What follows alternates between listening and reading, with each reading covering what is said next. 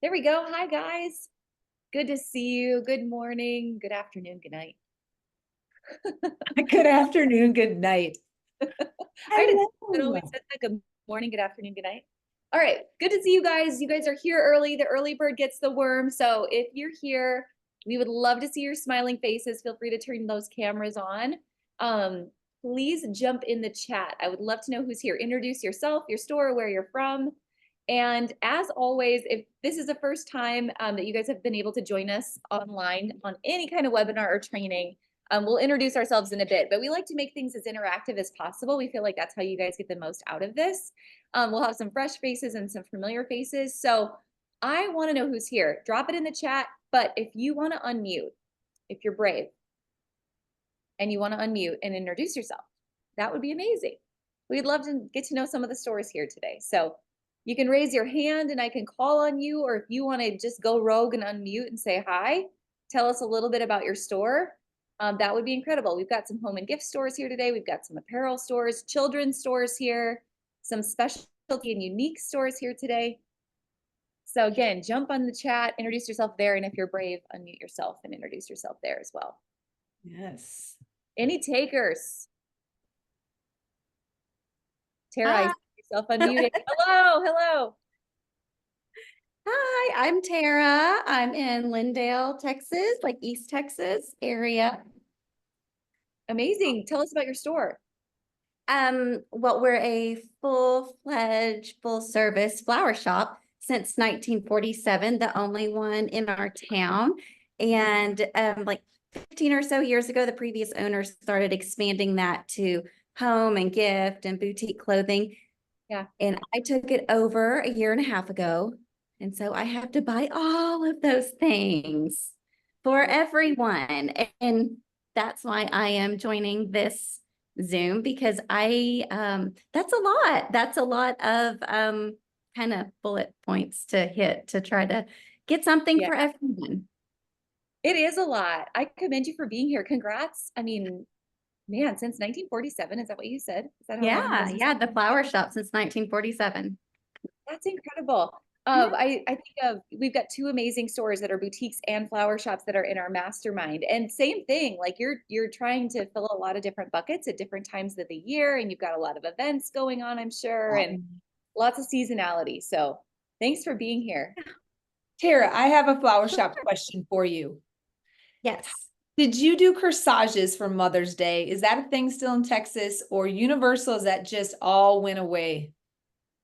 Not really for Mother's Day. No, we'll have, oh gosh, maybe 2 or 3. Yeah.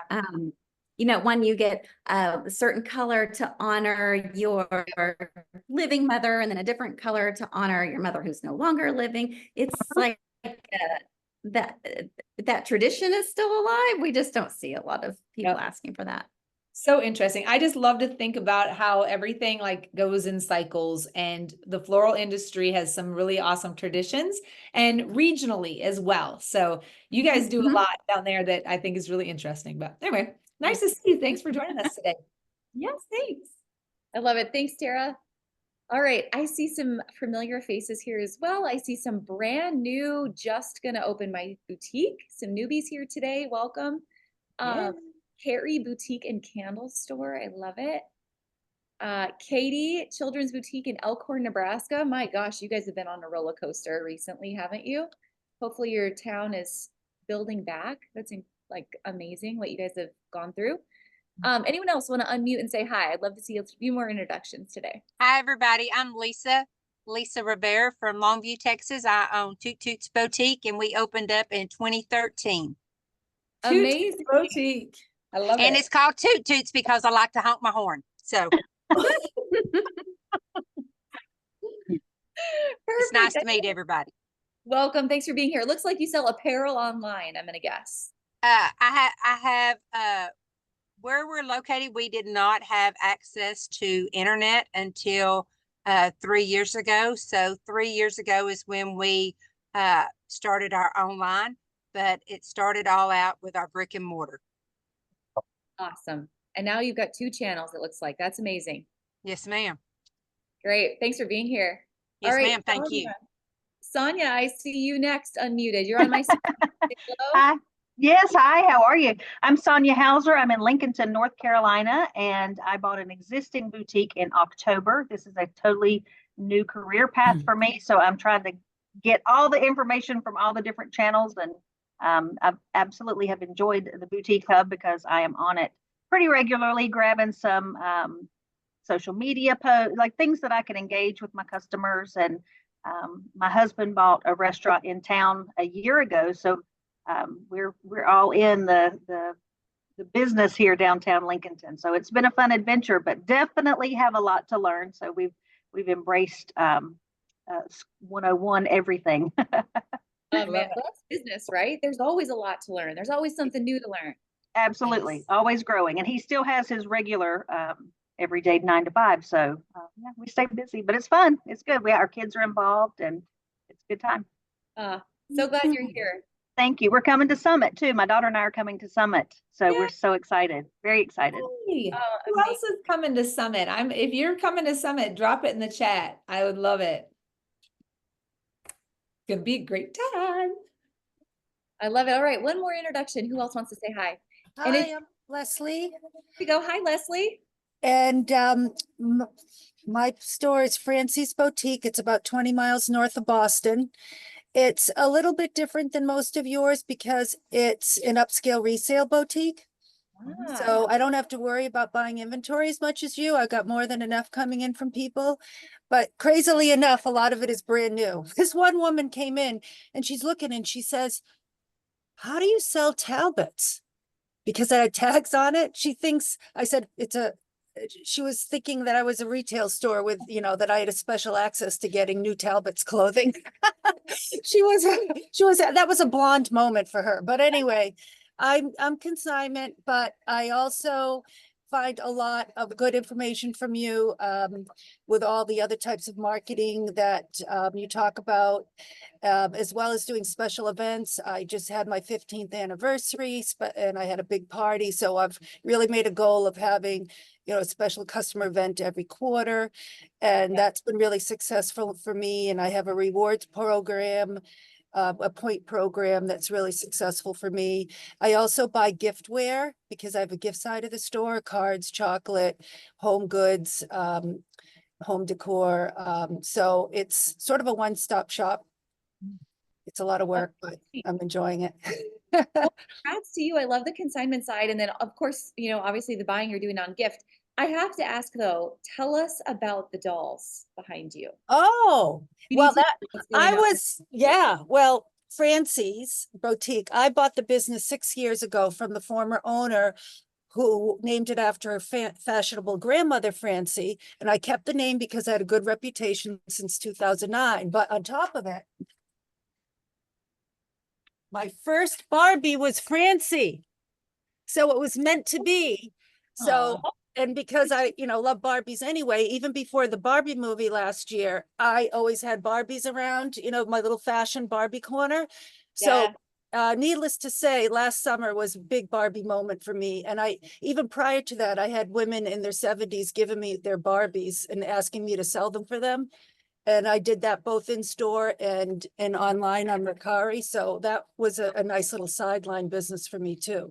Yeah, I bet. Oh my gosh, over the last year, that was huge for you. That is so cool. That's something I'm sure so many of your customers can relate to.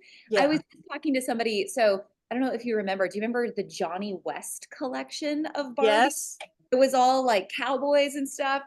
My favorite time like playing Barbies growing up was all of my older siblings and their Johnny West and all these really old Barbies that they had. So what a cool moment, and goes right along with the consignment side of your business. Yeah, and I have different themed rooms too. Since you mentioned that, I have an equestrian room, so I have some consignment of horse clothing and gear in there, as well as horse decor. I have a beach room, a hostess room, a baby room. So so it all is tied in nicely. But I got some cowboy Barbies too last year. Did see Oh John my West though. Thanks. You know what? That's it. We're going on a boutique tour, Sarah. We're going around to everybody's stores. That's one of my favorite parts about these Zooms is the opportunity to get to just sneak peek into your guys' daily life and to see just how different everyone's business is. That is just incredible. So thanks for sharing that so much. All right, well, let's get started here. I'm going to invite you guys, if you haven't muted yet, if you could please mute yourself, especially if you're on your phone. I don't know if everyone knows this. When you join Zoom on your phone, you're automatically unmuted. So in case you ever accidentally bring your phone into the bathroom and you're on a webinar, just know that's how accidents happen. So if you want to hit the mute button, that'd be great. And we'll get started. Sarah, I'll go ahead and share my screen. All right, And let's rock and roll.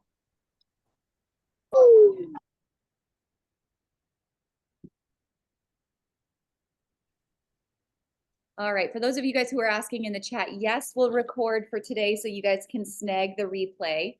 And as I mentioned, we love these trainings to be as interactive as possible. So everyone's store here is so different. That's the beautiful part. So if you have a question, please drop it in the chat. If Sarah or I are speaking, one of us will stop and say, hey, let's go a little bit deeper on this topic.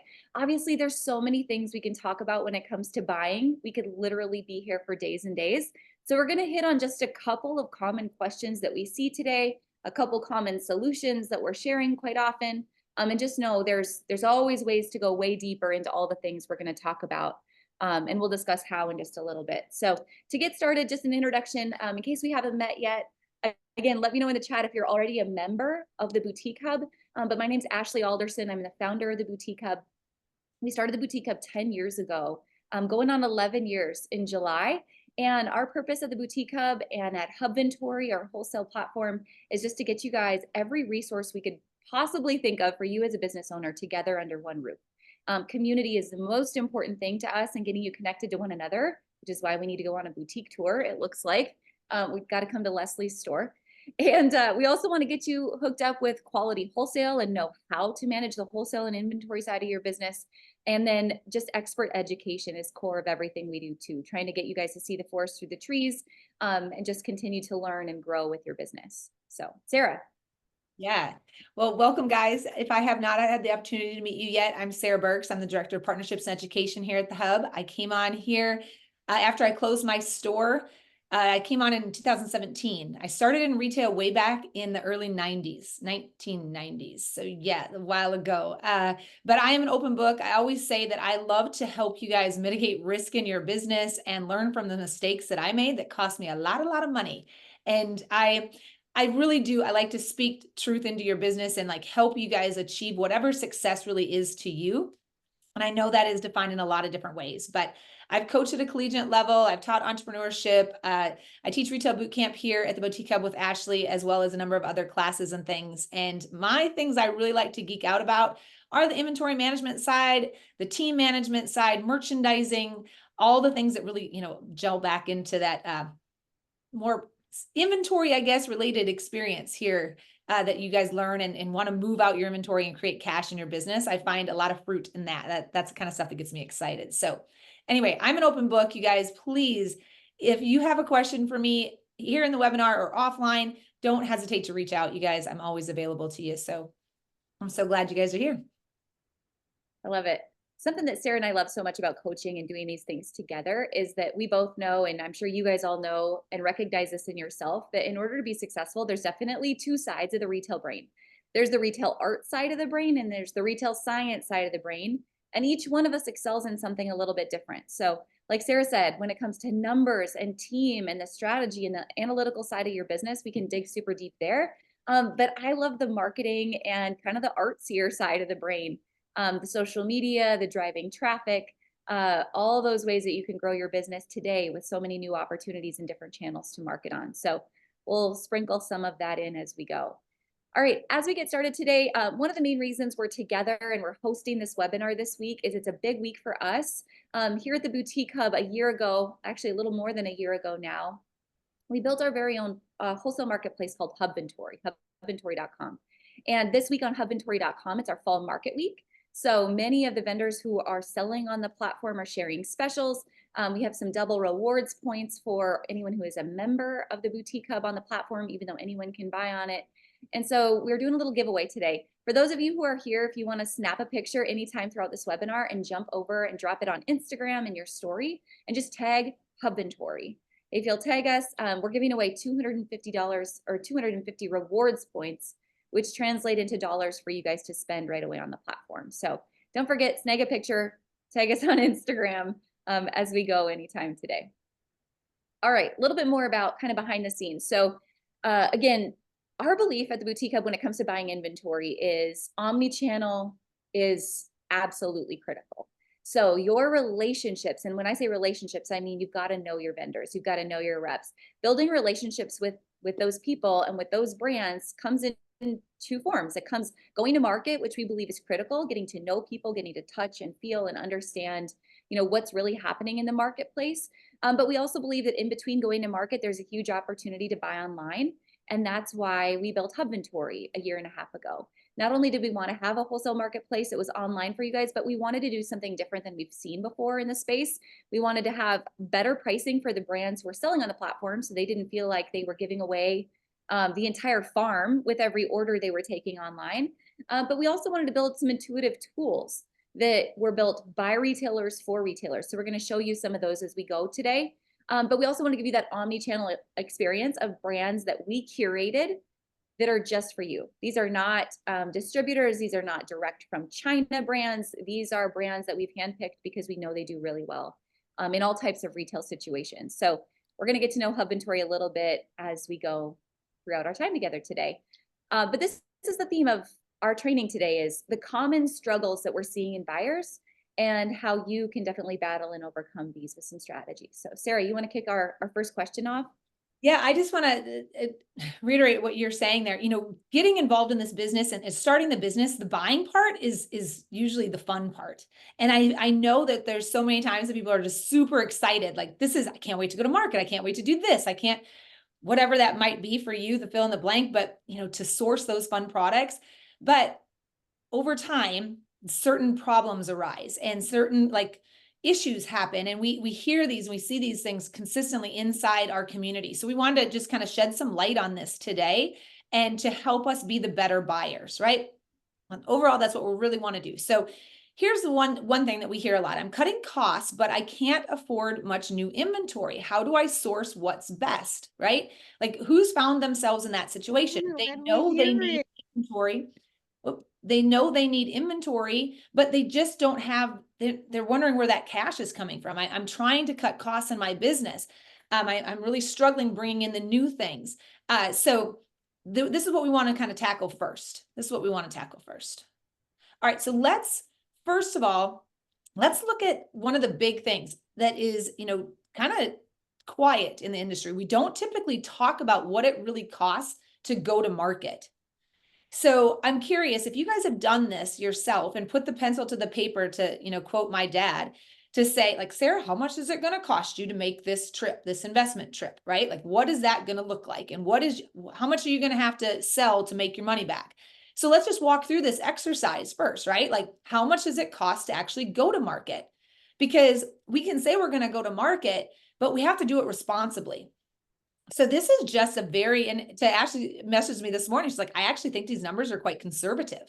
And, you know, depending on where you live, you know, what your flights look like, these may differ for you. But let's just kind of say, if we're going to go 2 nights and 3 days out of the office, we're going to have a hotel. Yep. $350 probably sounds conservative, especially if you're going to Las Vegas, right? We got flights at $450. Payroll. This is 24 hours at $15 an hour. If maybe you're the one-man show, we still need to look at this. Like, this could be that loss of productivity. I have to maybe pay somebody else or whatever this might look like. When I'm gone, I'm going to be eating. So we're just going to put in $150 for meals. And we know that's probably very, very conservative for this amount of time. Miscellaneous expenses.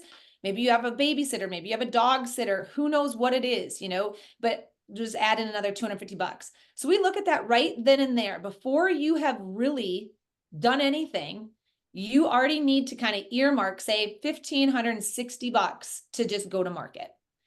So you spend money to make money. I 100% believe this. I'm not saying that, you know, oh, pump the brakes, don't ever go to market. That's not what we're doing. We're just trying to, you know, pull the veil back a little bit on these numbers of when you are taking time out of your business and you're investing in new inventory, what all is involved there. So Ashley, go ahead.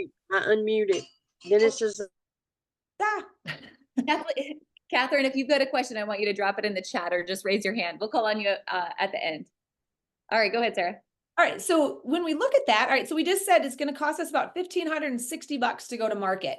So then let's go ahead and just run some quick numbers and say, what do I actually have to sell, just sell, to get that 1,560 back? There So we I go. kind of, I put a couple different examples out here. You know, maybe you're a Vervet jean store, maybe you're a trucker hat store.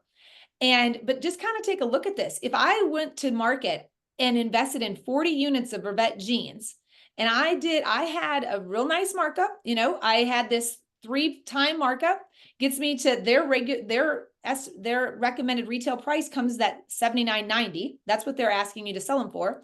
So you look at what my investment is, and then if I look at my sell through to sell all 40 units to make that 1,543 back, which doesn't even get me to 1,560, that's a lot of investment in time and energy and effort to sell through 40 units of jeans.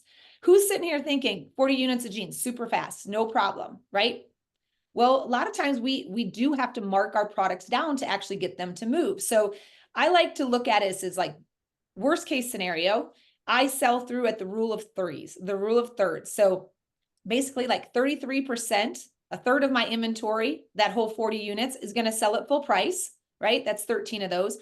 Then to do the math and get it to come out, it goes to 34%, but maybe I have to do a 25% off discount on those. And then the next group of thirds, like the last 33%, maybe I have to move those at 30% to get those to be gone, right? That's a rule of thirds. That's just when you do an overall math of how your sell through goes, often the calculations come out to be about a rule of thirds at full price, then at a 20, at a 30% discount, something similar to that. And if you sell through 100% of those items, you still haven't paid for going to market at that Vervet jean with that 3.1 markup. So it's kind of scary. It's just, I mean, I'm not saying that to be like, oh my gosh, don't go to market. We want to identify what it really costs us to be gone. So then let's jump over the second example here is trucker hats. Trucker hats are really, really big right now. Say you go ahead and source some trucker hats at $12.50 a unit. We're going to have to buy 100 of those, right? So that's our investment of $1,250 right there. That 3-time markup, we're going to aim to sell those hats at $37.50. Now, if we go and use that, where I'm taking this from, we're going to get to in a second, is a tool inside Hubventory. It's called the ROI calculator. So that allows you to play with the percentages of if I sold, 33% of this pack at 30% off or 50% off or 20% off, what does my ROI look like? So when I played around with these numbers and I did use that general rules of thirds that we coach on here at the Boutique Hub and inside the Retail Bootcamp, right there with this breakdown of percentages, I've earned my money back. I've actually, profited $2.50 on going to market. And look how many units I sold. Look how much I had to invest. That's just to break even on the time and the money it cost me to be gone from my business. So we're not saying don't go to market. I'm just saying this is to be a responsible business owner, to be a responsible retailer. We have to take this into account. This is a whole nother video, but it goes back to pricing for profit. So you guys make a note, price for profit, because these numbers look totally different if I go with a Keystone 2-time markup. Totally different, right? All right, let's move on. All right. Sorry, go ahead, Ashley. Or was there a question you wanted me to answer? I remember. No, I think that's it. Okay. I think you keep going. All right. So when you're jumping in and we're looking at, that's why Hubventory was really created, because we know there's going to be times in your life that you need inventory, but you just can't get on the plane. You can't take time away. Johnny's got a ball tournament or whatever it might be that is keeping you home. Maybe it's just the lack of that extra $1,560 sitting in your bank account that you want to go back and reinvest that in inventory, but not pay American Airlines and whatever else. So here we've created the Hubventory platform. We have put a lot of love and attention into this based off of your feedback as business owners of what you're looking for in a platform. So cost-effective brands, we're looking to put products in front of you that really, really help you stand out in your business. We're going to reach or talk about that here in a little bit. A wide variety of products. We vet all of the brands that are on Hubventory. So you know you're doing business with business owners that have the stamp of approval of the Boutique Hub, which is very important. So we know what kind of a risk it is to go in and put a credit card in online and buy, right? And we want to make sure that you are protecting your assets, your business, and your time when you buy on Hubventory.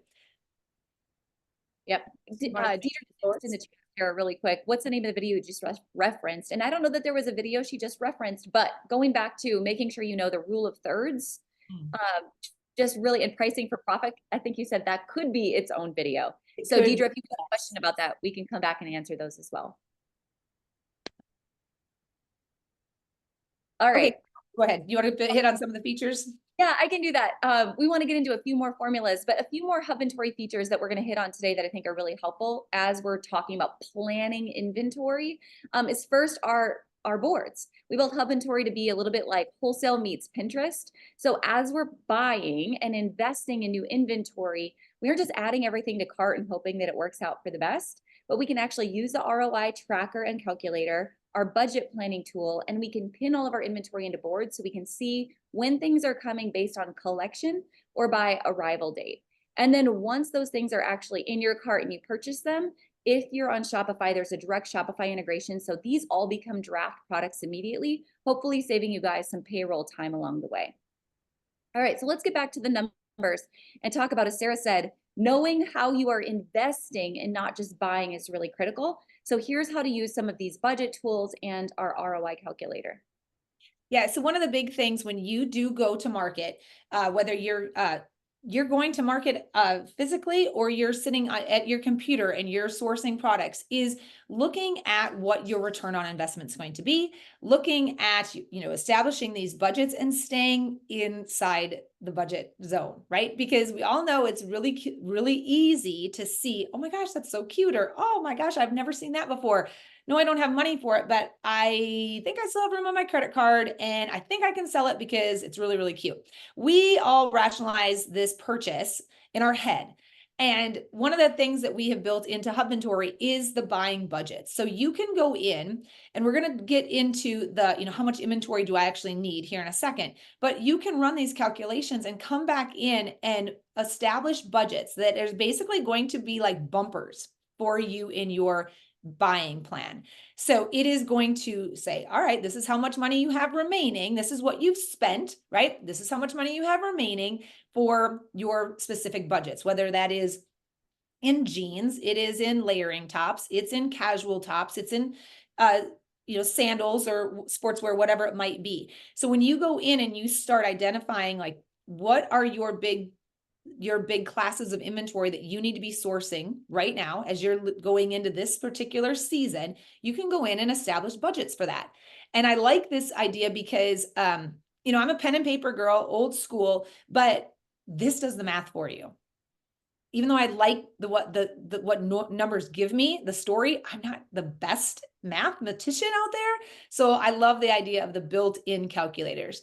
Now with that, this ROI calculator, this is what I was just speaking to a second ago. So what you can do is you can go in and establish what your markup's going to be, or what you think your markup's going to be. And then you can play around to say, okay, best case scenario, I sell all of this. I sell my whole pack of this, whatever I'm investing in, at 100% at full retail, right? Great. We can do the quick math on that. But let's be honest, you give employee discounts, you have, you're going to have some flash sales, you're going to have some different things that go into all of this. So you want to make sure that the investment of time, energy, and product that you're putting out there is actually going to pay some bills at the end of the day. So that's why this little slider calculator, the ROI calculator, is really easy to use. It's very fun and it's very, very eye-opening. Ashley, do you want to speak to the delivery calculator? Oh, that's sorry. Exactly. Back here.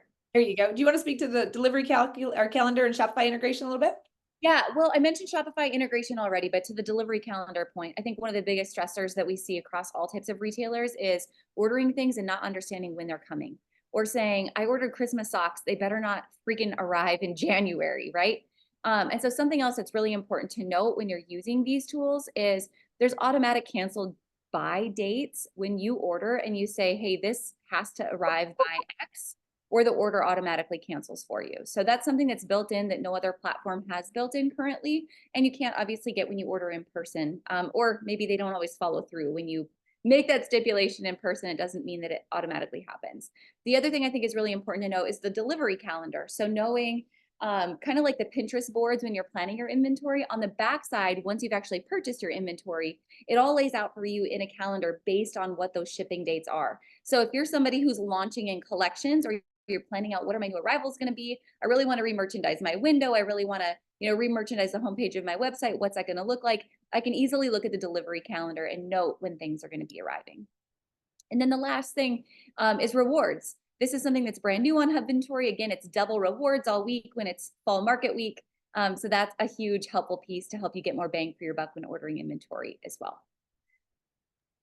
All right, Sarah, we talked about, you know, going to market, obviously sourcing on online marketplaces, but this has also become a really important point in the year, especially going into a J month when we're thinking about trying to order more inventory and not having enough cash, making sure you guys are a part of exchange programs or buying groups like the Inventory Exchange. I know there's a number of them out there. The Inventory Exchange is one way to sell extra inventory or to pick up fillers that you need for immediate ships that are a great way. You don't have to buy the full minimum, you don't have to buy the full run, but you can pick up pieces to help fill your store as well along the way.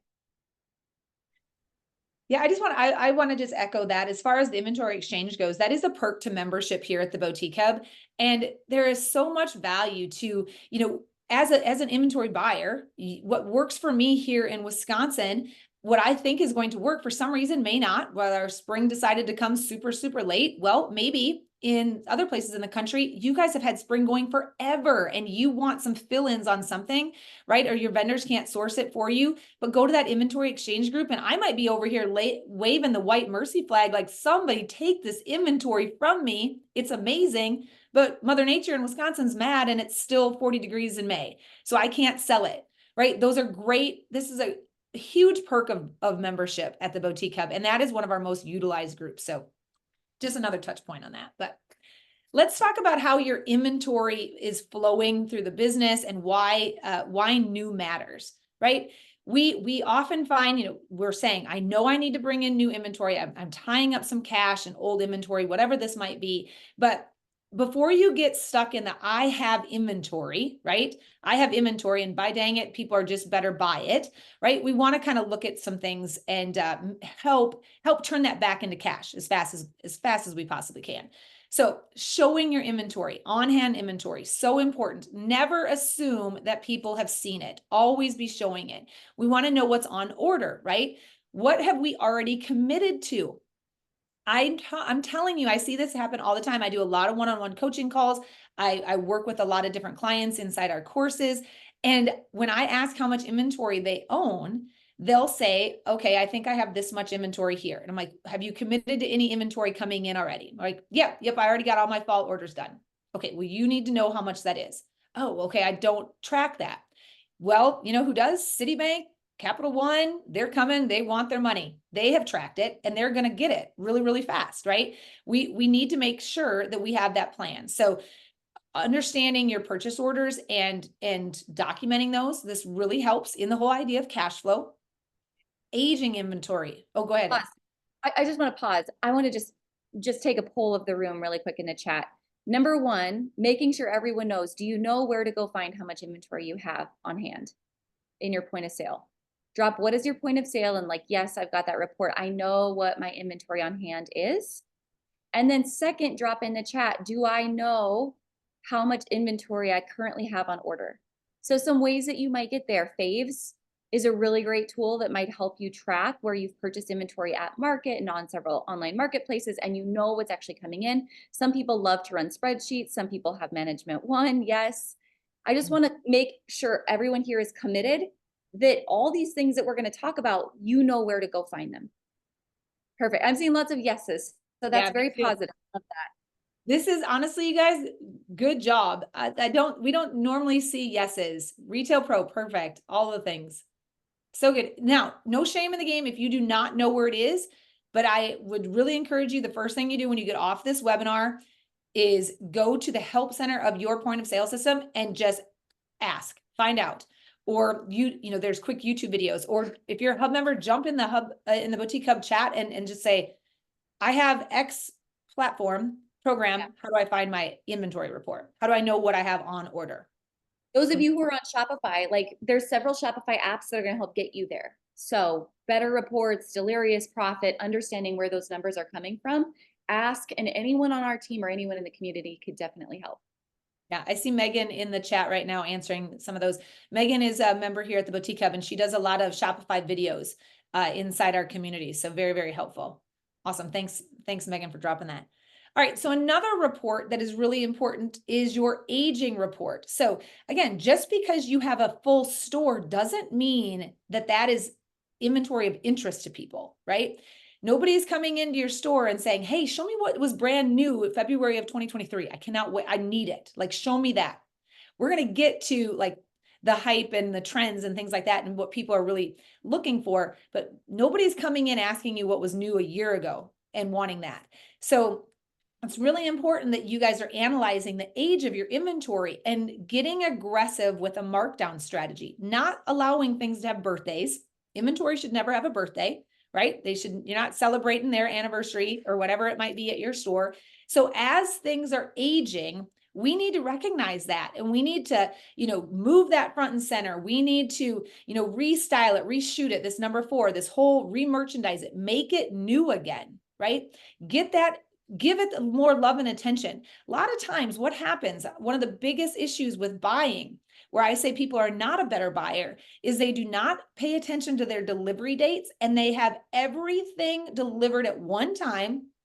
UPS brings this huge, massive amount of orders in, and they don't have necessarily the love and attention to give to each one of those products. So they start hanging, steaming, putting things out, whatever it might be. And maybe 20% of it actually has gotten a photo. Less than 20% of it's actually gotten a fit video. The product descriptions really that's where it turns into black dress, in the copy. So because you're just trying to get it out as fast as you can, all of a sudden your whole idea of really serving your customer with what you're presenting them has gone, because you just wore the smooth out. You don't have time to do it. So that's where this number 4 comes in. A lot of times when you look at your aged inventory report, I bet if you got real honest, you might be able to say, oh my gosh, did we even do a fit video with that? That's been here for 3 months. Did anybody do add it in a live sale? Did we do a photo shoot with it? Has it been literally in the back corner of our brick and mortar store this entire time? Has it never made it to the store window? Have we never put this on Facebook at all, or Insta, whatever it might be? So number 4, so important. All the restyle, reshoot, repost, remerchandise, all of those things. Give it another try. Help energize this product. Heck, you were excited about it when you bought it, when you went to Hubventory, or you went to Magic or wherever it was. Something made you excited about getting it. So if you are excited about buying it, be excited about selling it. That whole flow through your business is super, super important. Then this number 5, review it. Is it working? What's up with it? Why is it not there? Why is it not hitting with our customers? What did I maybe not do? How is the conversation I'm having with our clients online or in store just not working? Maybe it's the wrong fit, the wrong feel, the wrong function. I talk about this a lot inside Retail Bootcamp, but nonetheless, this whole inventory flow, if you're wondering why you're not getting cash back out of your products, a lot of times this whole 1 through 6, there's a breakdown in the system. So this whole how to be a better buyer webinar today is not just about going and swiping the credit card and walking away and be like, woo, I'm a great buyer. Look at all the stuff I got. This whole buying system has to turn back into cash so you can go back and do it again and do it again. So then go ahead. Sorry, Ash. Oh, Sarah, I was just going to say this entire webinar could just be on this slide alone. And just analyzing each one of these in great, great detail alone. Yep. So then that gets into this number 6, the markdown cycle. There's a lot of different theories out here about when to mark things down. And, we can say that general rule of thumb, the 6 to 8 weeks. The first cut is the deepest. the first cut city business, which means don't murder the price tag. Just if it's not working and it's been sitting there, price it to make it move. Price it to get some excitement to make it move, because cash is king, right? We need that cash to go back and reinvest. But I will tell you, my number one like rule breaker here in the number 6 guide of the 6 to 8 weeks is if you got it in and you know it's not right, sister, get it out of there today. Whatever you have to do. If it's not your brand, if it's not your, really selling exactly what your store is supposed to be presenting out into the community, make it disappear. Throw it in a grab bag, put it on a $5 rack, take a loss, make a note everywhere you can that you're not ordering whatever that might be. Again, that type, maybe it's a fabric, maybe it's from a vendor, maybe it's the type of fit, whatever it might be. But don't wait. Do not wait. Don't confuse your customers. Don't tie up your cash in something you know is just, you are sitting there thinking, I would rather get a margin out of it and I'm going to wait for 6 to 8 weeks in hope of, right? No, don't. Go ahead and just learn from it, learn from that mistake, discount it and move on. Or like I said, make it go away in a grab bag. I'm talking about some of those things you get in, you're like, ugh, I did not know we ordered this. I didn't do my research, or it came in and I know this is just not on brand for us. Yeah, so true. Sarah, I didn't even tell you this. Yesterday, I had an opportunity to go visit a boutique near me that's in with a local salon that our girls get their hair cut at. And when I think about like cash being tied up in their business, one of the experiences I had as I was shopping the boutique was, as I was going through racks, it would be like the cutest top, but there was 4 smalls left still on the main rack. Or I would go on a rack and there was stuff I know I saw last March, a year ago, last April, a year ago, still on the rack. The inventory does not get better with age. So I love that we're digging into aging reports and the restyling and then just get it out. There's so much cash that's hiding on our rack that's old. We just need to get it off the hanger and into our pockets. So true. But we've got to dig into the reports in order to get there. Yep. Yeah. And because this is one of those things that, let's be honest, maybe you aren't in the store every day and there's other people on your staff that are working the floor every day. Part of this whole flow is asking them like, what's working, right? What's not? Number 5, what hasn't moved? What are people taking in the dressing room and never bringing out? Like that stuff goes in there and they're like, ugh, I'm not going to show it to you on me and I'm not buying it. We got to learn from those things. But this is something that you can get your staff involved with also. I love it. I've got to just highlight in the comments, Michelle's comment. I started forcing myself to say, if I say the discount amount in an email subject line, would I open it and be ready to shop if I wasn't looking to shop? And if that's a no, then it's not a big enough markdown. And again, a markdown is not a store-wide sale. For those of you who are new, do not be tempted with, oh, it's 30% off site-wide. No, it's not. Because then you're going to sell the diamonds with the dirt. You're going to sell your brand new full priced items that you just got in with the aging things, your dirt, right? That needs to go out the door at 50 to 60% off. Huge difference in getting cash out of your business. Yeah. I want to speak to Jen. She said, what do you do about damage inventory? Okay. First all, this is one of those things that, we have some stores that don't do quality control. They're pushing out so many orders so fast. When stuff comes in, they don't even unsleeve it. They don't take it out of the plastic. That goes in a bin. The order gets filled. They pull it from the bin. It gets filled and it gets out to the customer, and the customer is the one that does the damage control, right? They're the ones that might open it up and find there's a hole in it. I have other stores that they inspect everything. Whatever that situation is, just know that that's your cash. That's your $20 into the wholesale cost into that shirt. It's your $30. It's yours $5, whatever it is. Have a system in place. I personally love to have somebody that goes through and does the quality control. And as soon as we find an error, whether it is stitching, it's buttons, it's, whatever that might be, we have a form inside the training library for how to return damaged goods and basically like what a vendor is going to ask of you. Now, I will say, if you're super nitpicky and you file a claim on every order, a lot of vendors will just be like, not sure this customer's worth it anymore, right? However, it drives me crazy when I see store after store after store absorb those costs themselves and never go back to the vendor and raise the flag and say, y'all need to do better, because we have a lot of errors. Because if you don't report that, They go back to their sales meetings. Life is roses. Everything's great. People are loving it. And they just keep pushing out the same damaged stuff, or they're not asking more of their manufacturers. They're not asking more of their seamstresses. And those things continue season over season. So please be a voice to the vendors. Don't be rude, but be helpful. Be helpful. And then request a return authorization. The worst thing they're going to say is no, right? But then that's on you to make the decision. Do I want to invest again with these guys in the future? It's okay to fire vendors. It's okay. They're going to fire some customers, right? But it's business. And at the end of the day, that's your money. And you want to be the very best investor of that money that you possibly can be, and wise and disciplined. And there's going to be some times that maybe this line was super freaking cute 3 years ago, but their quality control has went out the window, and you're going to find something else. And let me tell you, there's thousands, tens of thousands of options out there. You'll find something that's going to work for your store better. Sarah, talk to me about this. This is Tiffany's question in the chat.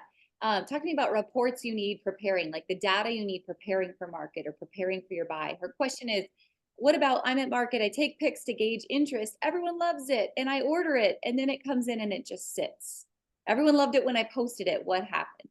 Yeah. So did you let those people, here's my one thing anymore in 2024, when you came home and you posted it, if I saw it and you went live at market and I knew you were at market and I was following your journey, I was seeing you every single day.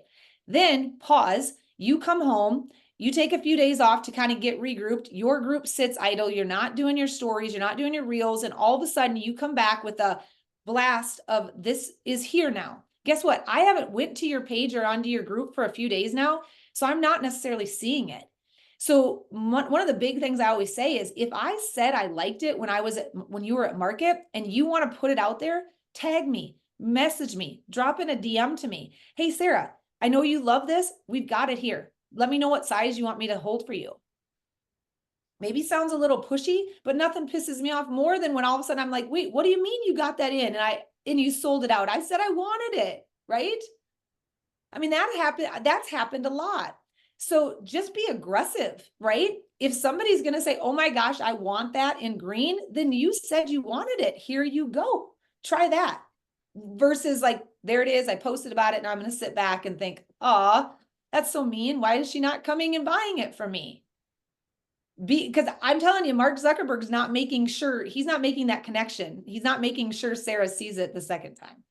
That is such a love-hate relationship with the algorithm, because you're right, nobody sees anything. So that could definitely be part of it.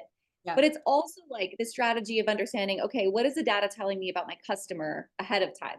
Who is my customer? What are her problems that I'm trying to solve right now? What are my proven winners? What are my proven brands? What are my proven fabrics? What are my proven categories? And let the data also help you, because there are times where there's a one-off thing where your customers are like, well, Sarah, if you would have had that in green, I would have bought it. But that's not always the case, right? Sometimes customers are liars and they wouldn't have bought it if you would have had it in green. So how you merchandise it and how you leverage your data beforehand also makes a huge impact. Yeah, I also love to run my customer reports, and I like to run those customer reports like who are my full price customers and who's showing up on the day after Thanksgiving on Black Friday or my end of year inventory clearance sale. And I'm committing those people to memory, right? Because then when I see them comment on certain things, I'm like, yeah, probably not going to happen from Susie, right? She's probably actually she's not my UPS chasers that are running down the UPS truck waiting to see what I have new because she's ready to get it before I even get it out of the plastic, right? That particular person that says, yes, I want that is going to be the one that's going to come nickel and dime me the day, I have the biggest sale of the year. So definitely run those sales reports by your customer. That's super important to know, right? But it's also, looking at that, like, what is my budget?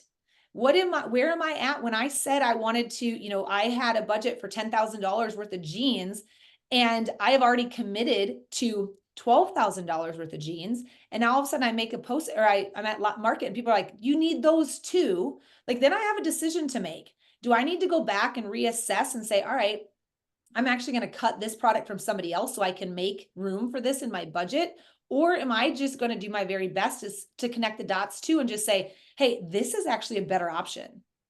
and really sell and serve my customer on that, maybe the features and benefits of this other item.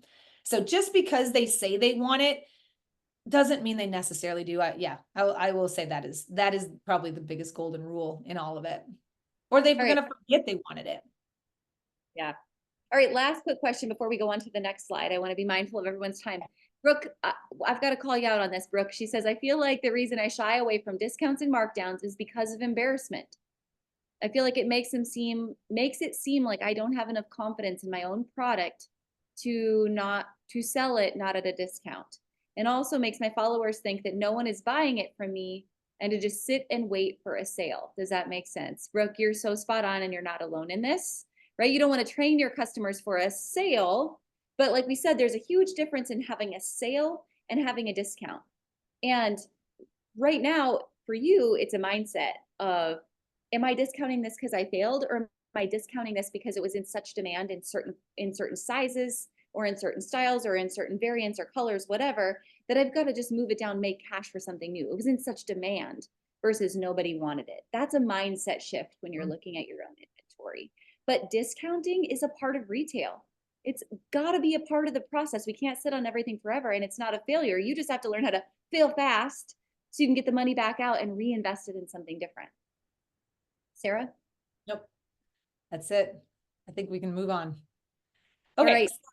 This next big problem that we see a lot of people say is I'm overbought. I am overbought. This kind of goes along with some of the things that we were just talking about in that whole flow, right? I'm overbought and I'm not profitable. And so one of the big things, actually, if you want to go to the next one, one of the big things here is just the sales goal, right? And the inventory that I have on hand, or what I should have on hand. So the math here, I have separated out in like 4 steps.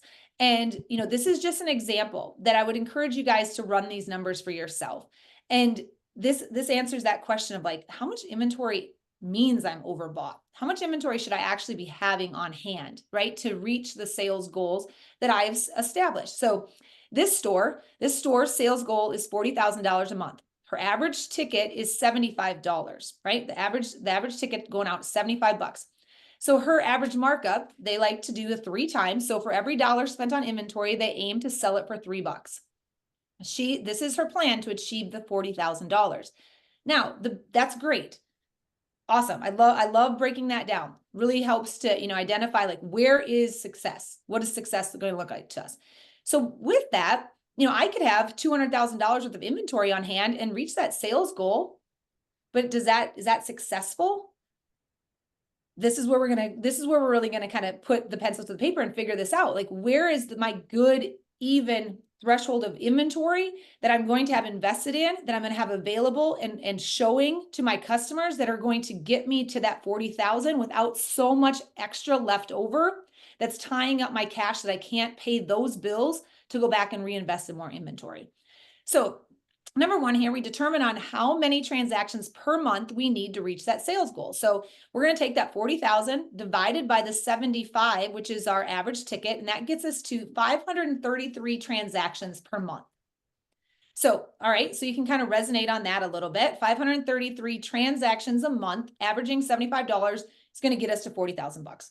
So the next, number 2, we determine that cost of goods sold per transaction. So with that, we're going to take our average ticket value divided by our markup, which is at $75 divided by the 3-time markup. That gets us, basically, it looks like $25 worth of cost goes into every transaction. Pretty easy, pretty simple math there. So, and again, this is all recorded. So you guys come back. I know maybe just listen right now and don't take a ton of notes. Come back and watch this over just so you guys can kind of go through this on your own. So Ashley, you want to advance to the next one? Yep. So then number 3 here is we're going to determine the minimal average inventory on hand. So what this means is like, okay, to reach that sales goal, what kind of dollars in inventory should I be having on hand? So average inventory, we're going to take that cost of goods per transaction times the number of transactions per month. So the $25 times that 533, those are the transactions per month we are going to need to reach that 40,000. And that gives us this cost, inventory at cost, that we need to have on hand. So 13,325. That's inventory at cost. Now, a lot of times people are saying, okay, so I like to look at my inventory at retail. Great. Go ahead and times that by that average markup you have at 3, and that's going to give you this basically $40,000 worth of inventory at retail. So the problem is you don't ever go back. Like you're not going to be, let's like to give this example. You ever walk through a bread aisle at the grocery store and they're down to 1 loaf of bread? Do you buy that loaf of bread, or do you be like, so I don't think so. I'm going to go down the street and go buy someplace else. And then if you would have got there 3 days earlier, maybe there's 20 loaves of bread there in this whole big long aisle. So the idea is you're never going to be able to, you don't want your inventory to go down to 0 to build it back up to 40, down to 0, build it back up to 40. That's not how this works. So a couple of the questions earlier was having consistent replenishment of new inventory on hand. And the answer to that is yes. What you want to do is constantly be bringing in and refreshing, right? And bringing in some newness. Newness sells. So what we're looking at here is if you have a 4-time turn, that's 3 months worth of inventory on hand at all times. So basically what you're doing is taking that 12 months divided by the 4 turns for 3 months supply. So 4 months times that 13,000 at cost, then if you is $39,000 worth of cost. And if you take that by your markup, that's where the big number of on hand at retail inventory, if you are going to be aggressive and have 3 months worth of inventory on hand at all times.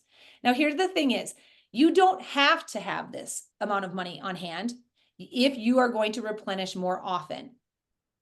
The idea here is that you have to find kind of that middle ground that what's going to work for you, but anything over that amount of money here, that $40,000 at cost or the $119 at retail, if you only turn your inventory 4 times in a year, you are overbought. That inventory is going to really age out. So the idea here is if you're looking at that 8-week markdown cycle, right? You are moving through this inventory consistently, whether at full price or through a markdown.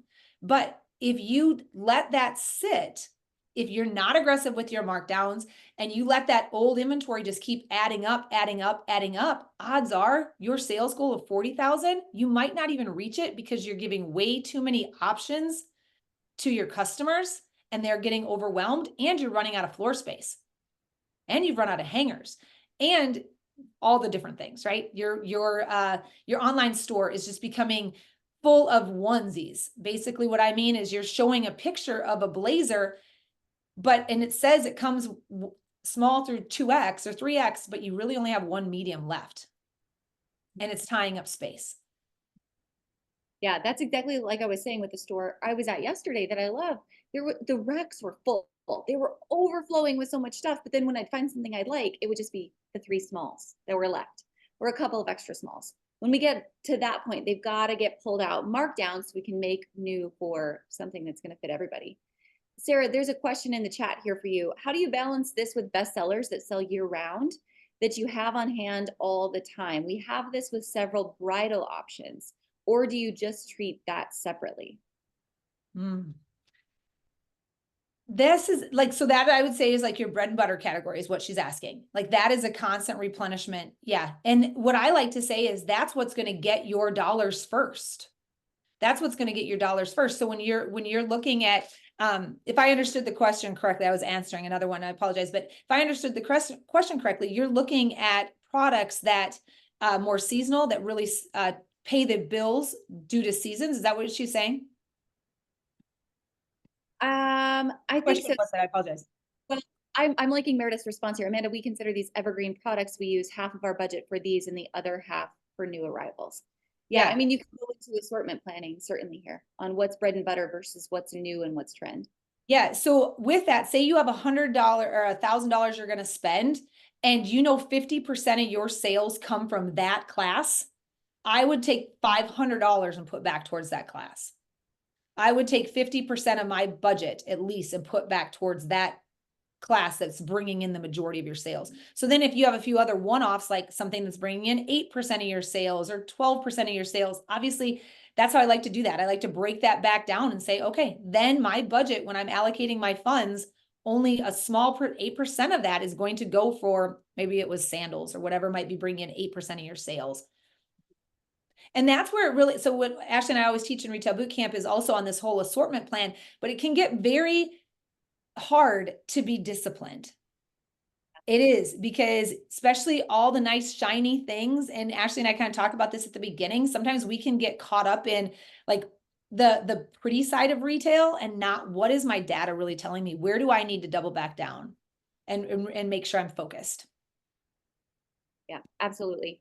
There's so many good questions in the chat, you guys. Like we said, we could talk about these things like literally for 2 weeks long, like we do in boot camp. But a couple quick things. So those of you who say I have smalls that always sit, right? Just like someone said in the chat, you're going to pull those, you're going to put them on the sale rack. Going back to Sarah's rule of thirds. Anytime you buy a pack of something or you buy a case of something, some of you are home and gift, a third of it you're going to sell at full price. A third of it you might sell at a slight markdown, and a third of it you're going to slash to get out the door. The idea that we're going to sell everything at 100% is not realistic. So no, the expectation is some of it's going to have to get pulled and marked down to get that cash right back out. So I answered the question about the inventory turn. That was the thing I was trying to answer a second ago. I apologize because I saw a lot of questions about that. So I put the formula in there. It's basically your cost of goods sold divided by your average inventory. But the thing is, this is basically saying how many times in your year does your inventory sell through, like turning over. So but that is a whole nother video. We go deeper into that and other things, but that is a big part of your buying. Yep, absolutely. All right, let's go on to the next slide, Sarah.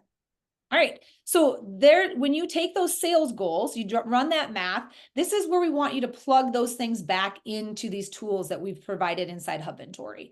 This is the bumpers that we talked about earlier, kind of coming full circle, how you can utilize the tools inside Hubventory to be the better buyer. Those are the sliders that we talked about. I really encourage you guys to jump in there and play around with that. Like that first one is right now it's set at 2.5 markup. So play around with these things. If you look at a product, you think, I'm certain my customers would buy that for $80, right? So what does that look like on the markup? And then play around with the markdowns and to make sure you're still able to return a solid investment. All right, last question. And I'm excited about this because we got to talk about trend report things here in a minute. I think this is the biggest question in our industry right now, no matter what you sell. It's, I'm sick of looking like the rest. Or I'm competing with Shein and Temu and all these online China crap websites, right? And really you're not. Our industry, I feel like, is going through such a change this year. And a lot of boutiques, a lot of home and gift shops that started to really carry the same things and all started to look alike are realizing, oh man, I've got to do something different to stand out from the rest. So I'm excited to dig into this. I think, how do you really stand out? First, really working on when you do go to market, making sure you're going to places that you haven't been yet. Are you going into showrooms? Are you working with reps? Are you looking at new lines? Are you using your market experience for new discovery? Yes, along with replenishing what you know already sells through and has a track record, but are you using those opportunities for new discovery? We try to look at the same thing on Hubventory every day. Are we finding new vendors that are new and unique and have something to offer? Second bullet point here, Sarah, I know you can speak to this as well, but I would say the biggest thing that we're seeing is really, I'll call it a renaissance of what boutiques used to be. Those of you who have been in business since 1947, or I know someone said you started in 2004. Going back to what boutiques used to be, it used to be higher end, more curated, more quality, things that you could pass down, things that were definitely giftable. And then all of a sudden we got into this huge line of everything was cheap and fast. And we've lost our way with everything being so cheap and fast. There's a time and a place for those things, but I think the businesses that we're seeing succeeding right now, the higher price point, things that are looking and feeling like more quality, and they're going to last longer, that's what people are looking for. And those are the boutiques that we're seeing win right now. Sarah, I know you've had some coaching calls recently. Would you echo that, or what's your thoughts? Yeah, for sure. My Sunday evening, I had a full inbox from stores messaging me about what they saw over Mother's Day weekend, what happened in their stores this year compared to last year. And the overall trend was that fast fashion wasn't really that fast of a seller right now. It was that those were the things that customers were bypassing. The experiences, the higher price points, the more value-driven products were the things that people were investing in. And I like, this whole webinar is about how you can be the better buyer. But someday or somewhere right now, there's a webinar for customers, how they can be the better buyer, right? Like their money is important to them, just like your money is important to you. So think about it through their lens. A lot of customers are sick of buying stuff that doesn't wash up, that doesn't have a life cycle to it, right? They're sick of the one-hit wonders, the wear it once and I can't wear it again kind of a thing, or whatever that might be, more investment pieces. So we're really seeing a lot of trends happening around quality, sustainability, the story behind something, the experience that a customer feels when they buy something, the give back, all of those things, I think really sets yourself apart right now. And I think it's an amazing, beautiful story to tell. And it gets back to what boutiques really used to be. Yeah, I love that. Even this picture, I feel like tells that story. When I look at the merchandising of this picture, I want to dig in and discover. And I know there's going to be some real gems there that I just can't find anywhere else, just by the feel of how this store is merchandised. And that I think goes hand in hand with the perceived quality and perceived value of the products that we're actually selling. Jennifer, you must have heard, or you must be in retail boot camp, because I say this all the time: cheap ain't loyal. Cheap ain't loyal, right? People who are really loyal to a price are going to shop on your Sheins and your Temus and your Walmarts and your Amazons. But what we're after, it's not the cheap customer that's loyal to us. We want the customer who is loyal to us because of our brand, because of our community, because of the relationships that we've built, because we offer something and we give them an emotional reaction that they can't get any of those other places. They feel elevated when they shop with us. So how are we really doubling down on those things, those aesthetics, those products, and that type of quality and value, versus just setting ourselves apart by price alone? So Christina, I want to segue that into your question, which is, what if the brands that we're carrying have specific markups? And many of them do, especially if you get into that, more zip code protected, which is the next bullet point here, type of brand. That's where assortment becomes so important. You're going to have some brands that are zip code protected. It is an MSRP price. I'll say Swig, for example. You've got customers that are going to buy it because it's Swig, and that's a zip code protected and it's a price protected product. That's great. But next to that product, you're probably going to have something that isn't price protected, that maybe isn't a name brand. That's where the fast fashion, in my opinion, and fast giftables come in, because you can balance those with different types of markups. And it's not a 2 markup. It's not a 2.5. It's not a 3, but it's a what can I sell this for markup. And then all of a sudden we're finding margin in those pieces, but we have the consumer demand of the name goods or the name brand pieces that are zip code protected. We have to have both. And that's what assortment planning really is inside of our business. Yeah, I like what Megan mentioned. This is something we talk a lot about in Retail Bootcamp too, the loss leader idea.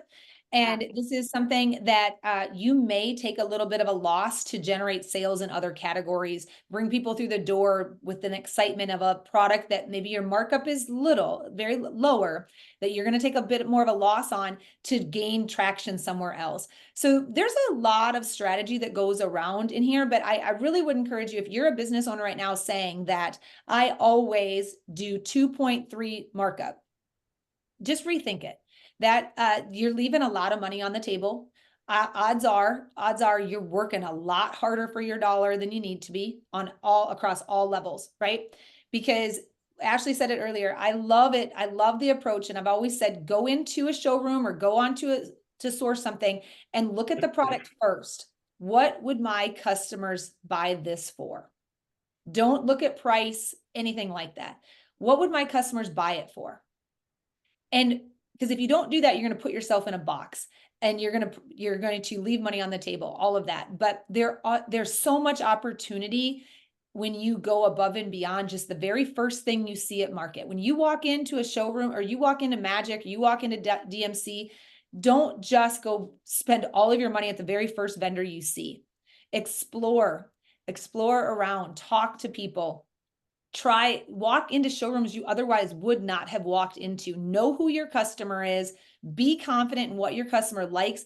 I would love to have been able to scroll all the way back to the beginning. Somebody said their customer is the modern woman who likes movable fashion. The word movable was so powerful to me. Like, I'm a mom and I'm loving that. Yes, that resonates with me. So I'm assuming that I think your name is Mary, that I don't know, remember, but I'm assuming when you go to market, you look at things and say, can my customer move in this? Yes, I will invest more into this. Nope, passing it up. That's a strategy. I love it. All right, love that. Okay, last point to make on just sourcing what's unique and making yourself look unique. I cannot overemphasize the importance today of merchandising. Merchandising your website, merchandising your photo shoot, re-merchandising your store, layer, layer, layer. Any of you from the old, anyone ever worked at the Buckle? The old rule of 4 at the Buckle, right? 4 pieces always have to be together. Those of you with home and gift stores, merchandising, look at the table in this photo on the screen. If that was a table of just those pillowcases in 3 different colors, but like, here's a table of pillowcases, that's boring. I don't think I would have touched it. I don't even think I would have went near the table. But because that is so well merchandised, and I'm like, oh my gosh, I can't wait to dig through and find what's on that table. I see a cactus, I see a coffee cup, I see some candles, I see some art, I see some books, I see some socks, I see pillowcases, I see jewelry. I just want to go dig and discover. Merchandising is one of the most important things you can do in your business. It's an art in your business, and your photos have to be merchandised the same way. If we're putting on social media and we're trying to drive traffic either to our storefront or to our website, and we're like, blue top, black dress, maybe it's got 1 piece of jewelry on it, right? Nobody cares. Tell me a story, solve my problems, make it look interesting. That is the best way you can stand out from everybody else who's in your town or any other type of boutique online, is the merchandising. And then finally, collections solve problems. How many of you guys here, tell me in the chat, sell through collections? You launch collections. You got your Mother's Day collection, you got your graduation collection, you have your Father's Day collection, you've got your Memorial Day sale collection. Collections are answers to people's problems, and that's why they work in retail, right? Think about when you go to Target and you go to the back of the store, frickin' Target always knows what I need before I know I need it, right? They're selling pencils in July. Here when I'm mourning the end of summer, I don't want to buy any pencils, right? I don't, but they know. So I'm like, well, crap, if you ain't first, you're last. If I don't buy these pencils, I'm going to miss out. And Susie's going to have the ugliest pencils in the classroom, and I can't let that happen. So I buy the damn pencils. So you have the same opportunity. If you're not first, you're last. What are the collections that you have that are going to solve your customers' problems before they know they need it? Where's your customer going this summer? Is she going to a wedding? Is she going on vacation? Is she going to the beach? How can you merchandise your pieces? Not that you always have to buy in the future with collections, but what do you already have in store now that solves those problems for her? If there's 52 weeks in the year, there's 52 different reasons for your customers to come shop with you through collections. So again, one of the things we love most on Hubventory is the boards. You can pin and plan everything into collections by using the little star button. So you can plan everything before you know you need it.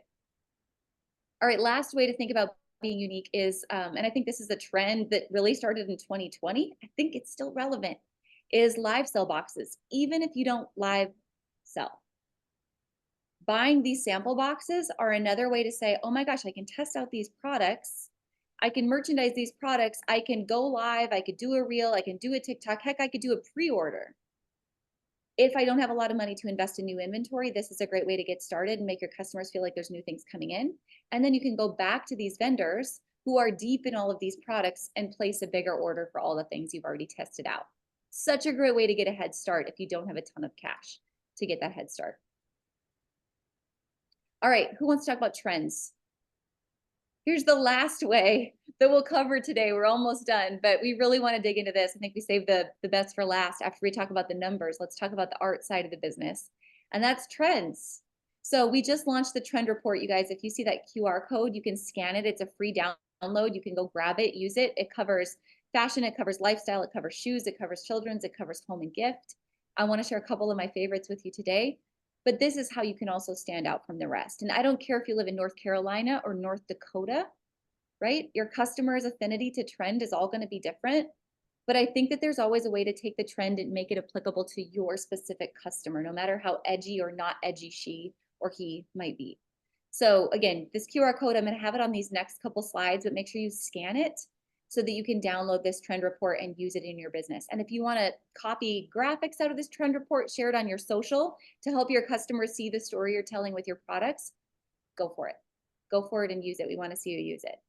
All right, so a couple of my favorite trends. Oh man, I keep skipping all the way to the last slides. Why am I doing that? Jeepers. Okay, going back to a couple of my favorite trends. Red hot. So this is really interesting. Red is back for fall. As you're thinking about what you're going to bring in the fall, obviously, red's a statement color. Something I learned about the trend of red that I find fascinating this year, we learned from some trend analysts, is anytime the color red is trending, do you know what goes hand in hand and always trends with red? Anyone know? It's a print. I'll give you a hint. You can drop it in the chat. It's a print and it always trends when red trends. They always go hand in hand. Anyone? Oh, you guys got it. Leopard. Leopard always trends with red. So this is, we were visiting a shoe company, Chinese Laundry, and all of they were talking about how they develop their lines for each season. They have trend analysts that they work with. And so they were like, hey, guess what? When one goes, the other one goes. So as you see red, and in the trend report, you're going to see like the street fashion version of the trend, but you're also going to see immediate things for fall and also some things going into like late summer transition on Hubventory that are immediate so you can pick up for your store. But as you see red, I'm going to show you leopard is going to come here in the next couple of slides. Another big one for trend in the fall is Stormfront. So all of your dark, moody gray, not only in color, but also like the textures that are going to go with Stormfront. So some of the like tweeds are going to go with this color.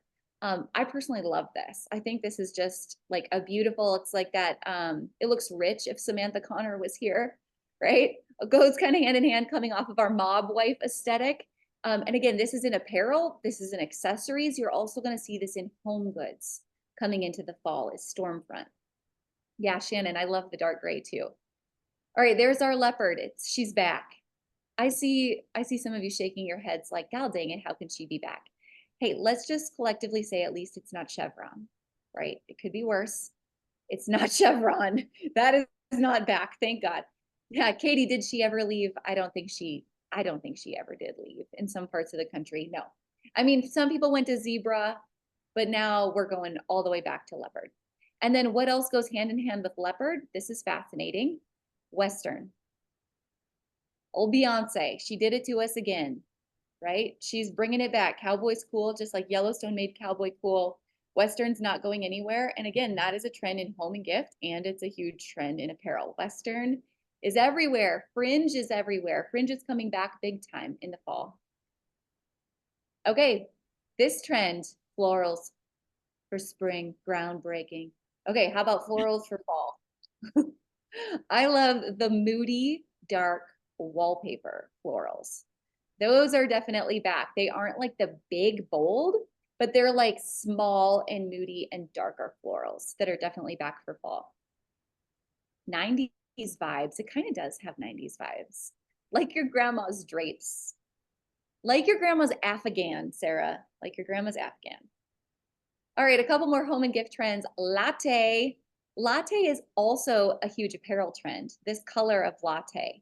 You're going to see that all over just any kind of like pillows and blankets and wall decor and gifts and candles, jackets. Again, I feel like the texture of latte is also something we're going to feel big for fall. Cherry on top. I think this is fun. This is like the bright, like a red, goes with the red trend. Pinks, but look at the texture of like the velvets for fall. Velvet is such a fall and winter texture. And you're going to see that paired together with cherry for fall as well. And then finally, the last is collections and collectibles. So things where, I don't know if you can see in that photo, but like all the different types of plates in terms of decor together, all the different types of patches and pins that are such a big trend with the trucker hats and the jean jacket bars and all the things that we're seeing right now. Books, things that all can be layered together in terms of collectibles. Man, I'm going back to Leslie, I'm going back to your store being consignment. Man, what a cool way you have to merchandise your store to go hand in hand with this trend. Really unique opportunities with these trends. So again, grab that QR code. You can download this if you haven't already, and you can use all those trends however you like in your store this fall. All right, last thing, and we will wrap up. If there's any questions, you guys, I want you to raise your hand with the little raise your hand button or drop them in the chat. And Sarah and I can spend the next couple of minutes going deep. But last reminder, if you did not enter the giveaway for today's webinar, just take a picture, tag Hubventory on Instagram, and we're going to giving away 250 rewards points. And then this week on Hubventory for Fall Market Week, we've got all those trends in boards already pre-planned for you. So if you're like, you know what, I want to dabble in the Western trend, I want to dabble in the latte trend, we pulled all the products that are on Hubventory and we put them into boards so you can go quickly shop and plan inventory from those things that we already talked about. And then those of you who are Hub members, there's double points. You don't have to be a Hub member to shop on Hubventory. It's open for anybody to buy from. The last thing I think is really cool is just all of our free shipping and Hub member discounts. Those of you who are members have access to on Hubventory this week as well. And then finally, if you aren't already a member of the Hub, we can sure help you do that as well. Let us know in the chat and we can get you some info on membership. All right, let's do some Q&A. I see some questions coming in the chat, but again, you just raise your hand with a little raise your hand feature, and Sarah and I can come in and answer any of those questions that you guys have as well. All right, first question for you, Sarah. How do you recommend first-time buyers budgeting for their first buying trips? As far as how many dresses, tops, sweaters, jeans, gifts, accessories, when I don't have any numbers to go off of? Yep. All right. So Lindsay, are you an online store or are you a brick and mortar store? Curious on that. And my online and pop-up parties. Okay. So here's the thing. You can make an online store look a lot fuller. For you brick and mortar girls, you can make a brick and mortar store look a lot fuller with props and build outs and plants and different things like that. But the idea is that you want to start, it's okay to start small and test the waters and really let your customers know you're just getting started and you're learning from them, right? Versus bringing in a lot, bringing in a product and then having to find a customer for the product. That's pretty tough. Look at your customer. Who is your customer? What do they struggle with? And find products that fit their needs. That's the number one place to start. But then when you're saying like the actual budget to it, it really does depend. But I like to say, like, be realistic. Go back and do that sales goal calculation that we did earlier today in this webinar. Look at a realistic sales goal and then figure your numbers back from that. Ideally what your markup will be, right? You're able to figure that out and ballpark those things. It's going to tell you how many transactions that those pop-ups are online you're going to need, and then it's going to help you break that down into inventory. So I would really start there. But you guys, I have seen pop-ups and online stores get started with a couple $100s worth of inventory. And just be like laser focused, test the waters and build from there. I've also seen stores that went all in and they went full-fledged trailer, $20,000 worth of inventory, all the things. And those are the ones that really kind of struggled. They may have made some sales, but not enough. It took them a long time to really recoup those things the whole time that inventory is aging. So I really encourage you to start out with less and build from there. And it's okay at a pop-up. If you go to a pop-up and you sell out of your inventory, you guys let your customers know what a wild success that was and that you're bringing in more, right? That's attractive to people. Selling out of something creates that fear of missing out. So when you're getting started, as long as you're very vocal and tell that story, you can attract those customers to come back, right? So do I suggest an open to buy? The problem there is you don't have a lot of the background information that you're going to really need to build out a full open to buy plan. But yes, as you track forward, every calculation or every sale counts, every inventory you bring in counts. So you do want to start tracking that. In Shopify, I love the Better Reports. I love Delirious Profit as two different apps that I would recommend for you there. But is there another part to that question? There is, Sarah. I'll come back and ask. So the first part of her question, a different person was, okay. We had a drop management one for our open to buy because Shopify no longer integrates with comment sold. Does the Hub open to buy have a turn and category breakdown? Can that replace what you're doing with management one? Or do you have other open to buy suggestions on where to get open to buy plans for you. I mean, yes, you can use all the data that you're pulling from Shopify comments sold and run the numbers yourself. The thing about the forecasting going forward, one thing about Management One that I really liked, and they're working on some different things because of the comment sold situation. But the one thing that your normal spreadsheet calculators are not going to have is the comparison of what's selling for other like similar stores to you around the country. And that's one thing that Management One does a really good job out. Their data they pull, they can compare your store to other similar stores like you to help build out trends and forecasts going forward. But a couple other options. Yeah, there's other apps, open to buy apps and things strictly inside Shopify, but a calculator yourself, that's a great in our open to buy calculator here inside the Boutique Hub. We have a whole spreadsheet of calculations available for you, plug and play. The one thing that I would encourage you to do is just consistently be talking to other similar stores, boutique besties like yourself, finding out like what's working for them and maybe what's trending in some other stores that are maybe in a little bit more up and coming area than you are, that you could see like what's going to be trending for me here in the next season. That's one thing that Management One, I really do like how they operate with that. So hopefully they get that system all figured out going forward. Real data of what's selling in other places. I think that's their huge advantage, is the data they have to offer. Monica, I see your hand up. I also see your question in the chat, and you were asking about best point of sale for both online and brick and mortar. I would say for us, more often than not, is Shopify. It's the largest, fastest growing, most apps, most integrations, simple point of sale that you can use for your online store and your brick and mortar. Great reports, all kinds of apps that can help you, like we mentioned, Delirious Profit and better reports as well. Did you have more questions, Monica? I see your hand still up, but if you have another question, feel free to ask it. No? Okay, perfect. Sarah, let's talk about this. This is a great common question. Tanya asks, how do I get my online sales moving? Our in-store is doing great, but we have little to no online orders. All right. Yes, this is a big one. So one of the first things I like to know is your online driving your in-store business? I see a lot of stores that their customers will come in and say, I saw it online, and they've come in because they want to buy it in store. A couple things. When I think of it personally, why I would make the trip to go into a store is, one, maybe I didn't trust the descriptions. Maybe I didn't trust the photography online. So look at your online and see, maybe where is the fall off? Is it in the checkout process? Or am I not giving enough information about a product that my customer trusts it to make the actual purchase? Or is it more of a discovery opportunity? Maybe you don't have quite the discovery bundles, collections, photography, where you are solving that problem for the person online, where they see, if I buy that, top, what is the jacket I would wear with it? What is the accessories I'd wear with it? Maybe they see it as something they like, but you're not telling them that whole story.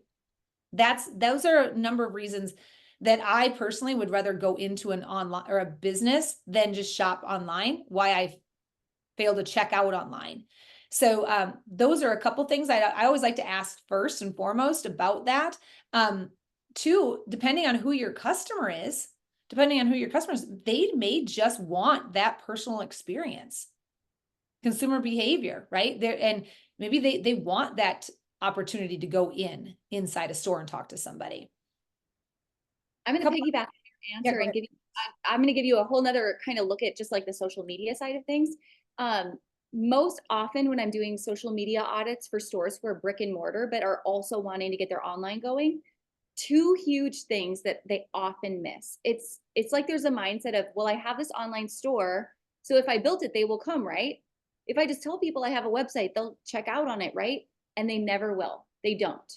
So having an online store is like going to the front door, turning the key and opening the business every single day and being present in your online store. How do you do that?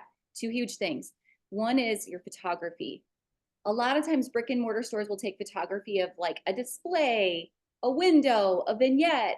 Maybe it's, Susan who came in and she just came out of the dressing room and she's wearing this. And so I took a picture of her and I put it on social. But to drive traffic to an online store, it has to be systematic, where every new arrival, all of your collections get high quality merchandise photos every week.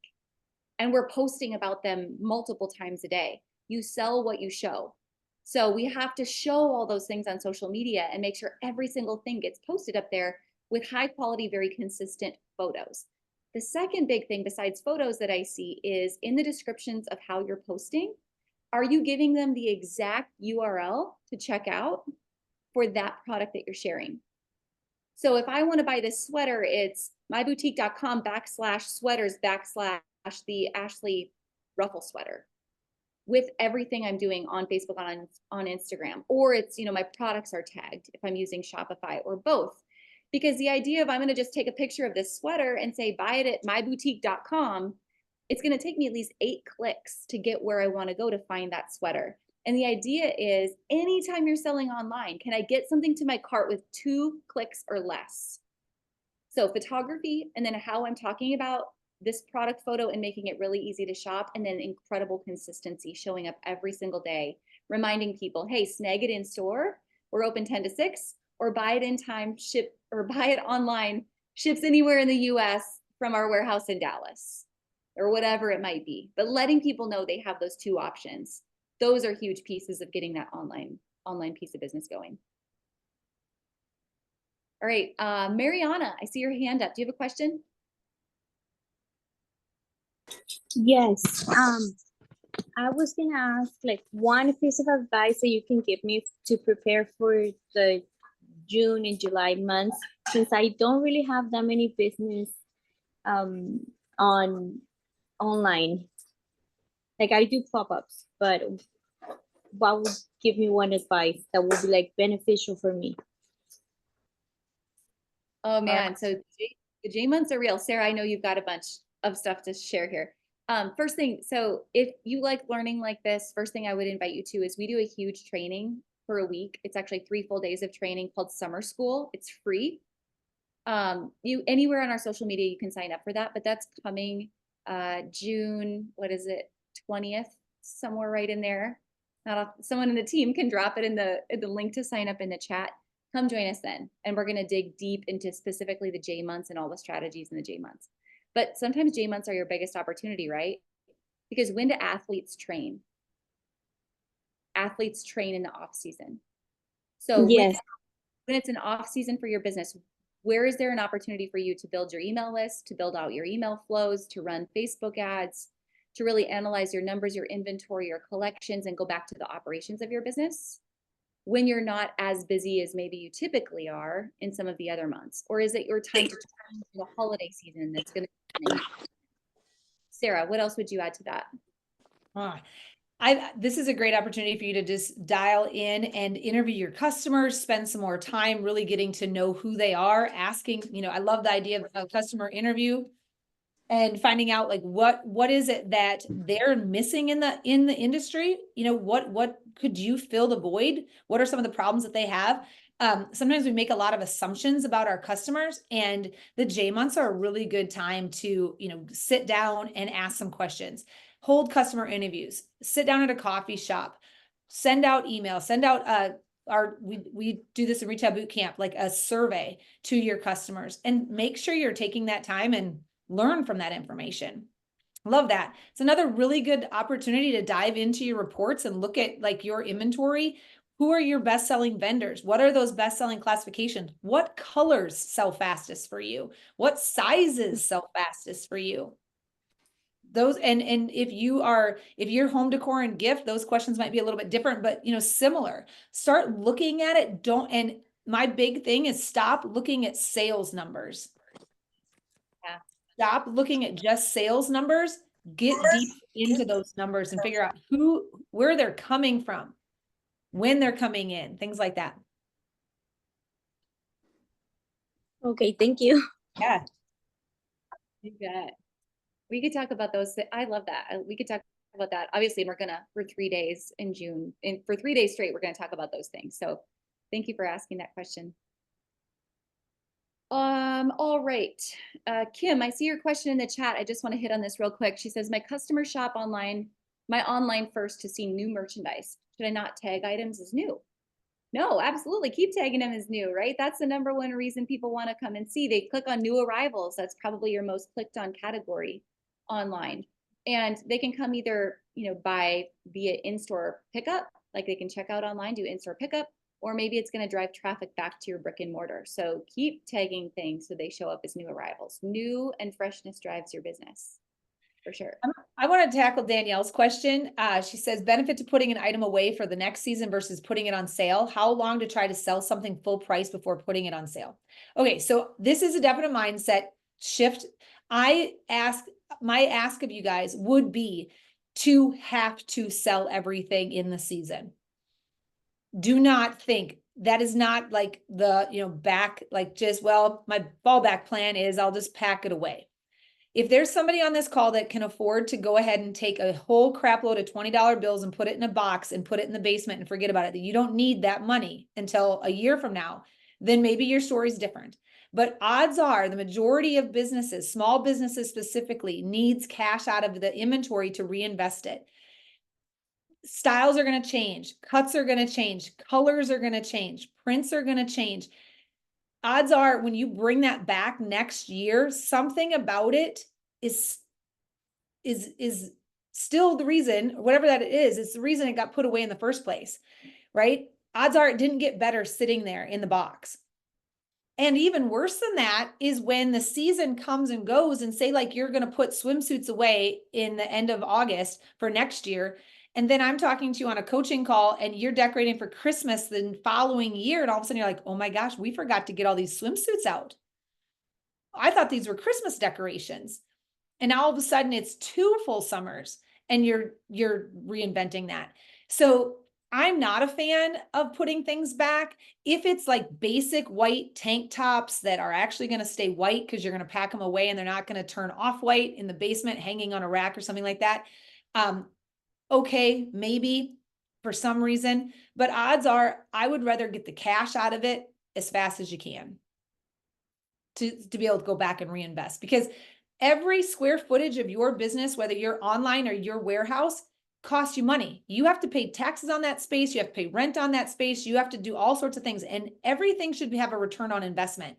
So stockpiling inventory in the basement or the back room, it's a risky move as far as I'm concerned, because you should be using that inventory and or that allocated space for something that's going to generate some cash. Megan says, I was notorious for putting it away and yeah, losing them. Yes, that's it. And that's just like losing your cash. All right, we probably have time for one more question, Sarah, I think. I see Kathleen's in the chat. Here we go. What do we do with remaining inventory after we have discounted them, but they still just aren't selling? What are my other options? Okay, so the one thing I would say is I love like the last chance rack. I'm not a big believer in leaving those onesies mixed in with your inventory where they get lost. If you can pull them out, I've seen other people do like single and ready to mingle collections, last chance collections, but ultimately draw attention to that. To Ashley's point in her store, the example she had with the store that had a ton of smalls, this is where we can get into a whole nother webinar on marketing and segmenting customers based on their buying behavior. So I would reach out specifically to those said customers with a marketing plan. These are discounted items, right? I'm going to go back to those customers that like to buy things on sale that fall in these categories, whatever that might be, and say, hey, Ashley, I know this is exciting. You love this vendor. I have mediums available, blah, blah, blah, blah, blah. Then there's 65% off, specifically a language that would relate to that sale-driven customer. That's a great opportunity. I'm also a big believer, like I mentioned earlier, the mystery items, the grab bags, free with purchase, right? Free with purchase of a full price item. Those are loss leaders. Some of those categories may dive into that loss leader kind of sale mentality, but ultimately to just sit there and let them die a slow and painful death in your store and take up space. Oh my gosh, it's exhausting for you as the customer. And it's or you as the business owner, but it's also exhausting for the customer where they feel like they constantly are seeing the same thing over and over again. And it's frustrating if it's not in their size, right? Like if I fell in love with this and my sizes were sold out and every time I came back in, the thing's still there, but my sizes are not there, that can be extremely frustrating. We could go deep into the discussion of Klaviyo and segments. This, like, my nerdy marketing brain gets so excited about these topics. So I love that that got brought up. You guys, excellent questions today. These were so good. I hope there was a nugget for you. Again, whether you're new and you're here, or, you know, our friend in the chat with 15 stores that's here. Our mission at the Hub is there's something for everyone. So whether you're brand new, whether you're multi-million-dollar business, we've got groups and niche segments of our own community at the Boutique Hub, so you can connect with people just like you. And then we do trainings like this every single week for all of our members at the Hub, plus a massive training library. So if you aren't already a part of our community, we invite you to join us at the Boutique Hub. Of course, this week with Fall Market Week, we invite you just to test out Hubventory, try a new wholesale platform. We hope you love it. And we just really thank you for being here. Thanks for sharing a few hours, hour and a half of your day today. We're going to send out the replay to you guys. But again, thanks so much for being here. We love what we get to do with you guys like this whenever we have the opportunity. So thanks again.